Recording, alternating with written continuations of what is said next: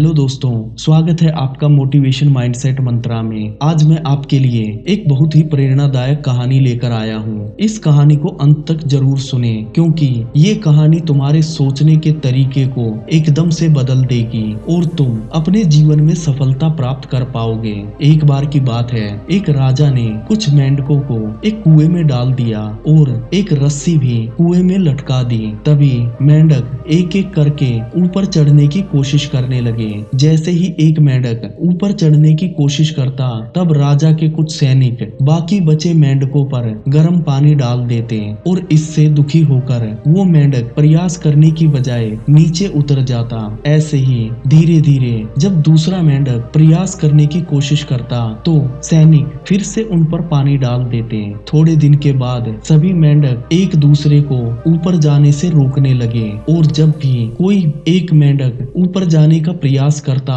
तब बाकी सभी बचे हुए मेंढक उसे गालियां देने लगते और चिल्लाकर उसे ऊपर जाने से रोकने लगते। धीरे धीरे सभी मेंढक उसी कुएं में रहने लगे। फिर राजा ने एक दिन उस कुएं से एक मेंढक को निकाला और नए मेंढक को उस कुएं में डाल दिया। और जैसे ही वो नया मेंढक रस्सी के पास जाने लगा तो सभी बिना कारण बताए उसे डांटने लगे और उस मेंढक ने डर के मारे उस रस्सी के पास जाना बंद कर दिया।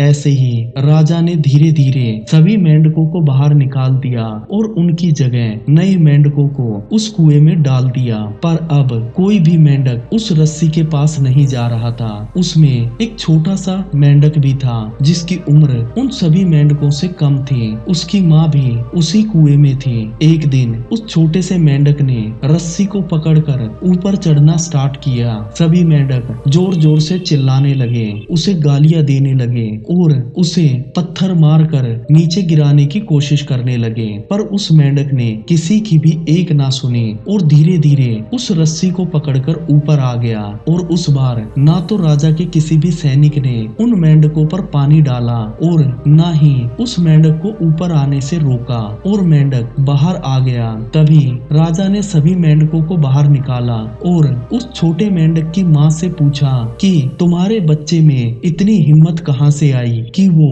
बिना डरे लोगों की बिना परवाह किए इस कुएं से बाहर आ गया। तब छोटे मेंढक की माँ ने कहा कि मेरा बच्चा बचपन से ही बहरा है, इसे कुछ सुनाई नहीं देता। जब लोग चिल्ला रहे थे तो इसे लगा कि लोग इसका उत्साह बढ़ा रहे हैं और इसे मोटिवेट कर रहे हैं बाहर जाने के लिए। दोस्तों, इसी प्रकार हमारे जीवन में भी जब तुम कोई भी नया काम करोगे तो तुम्हें रोकने के लिए लोग हजारों बहाने बनाएंगे और तुम्हें नकारात्मक बोलकर तुम्हारे मन को भटकाने की कोशिश करेंगे। और जब तुम उन लोगों से उसका कारण पूछोगे तब लोग तुम्हें एक ही बात बोलेंगे कि वक्त से पहले और समय से ज्यादा कभी किसी को नहीं मिलता, क्योंकि हम सभी के मन में बचपन से ही एक बात डाल दी गई है कि हम अपने जीवन में कभी कामयाब नहीं बन सकते। कामयाब लोग इंटेलिजेंट होते हैं और उनको अलग से भगवान ने कोई शक्ति दी होती है जिससे